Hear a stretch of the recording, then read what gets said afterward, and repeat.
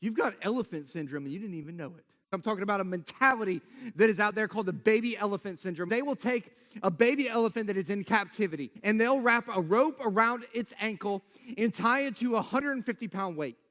And that baby elephant will struggle and will pull as hard as he can against that weight. But over a period of time, he'll start to realize that he doesn't have the strength to be able to move that weight. And so at a very, very young age, he will give up ever trying to break free from that weight in his life.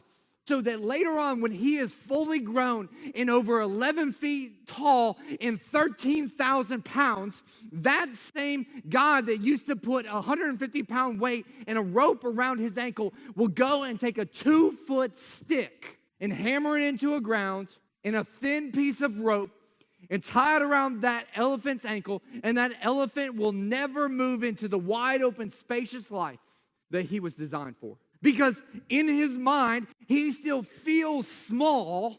He's still living small because of what happened to him in his past.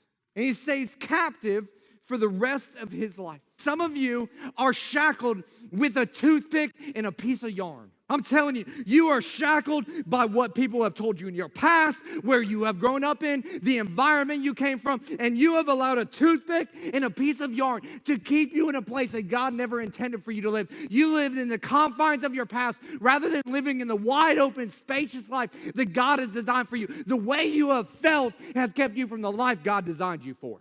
See, the thing that I know about all of us is when we were born into this world, we were born into this thing called sin. And sin separates us. It confines us. It limits us in life.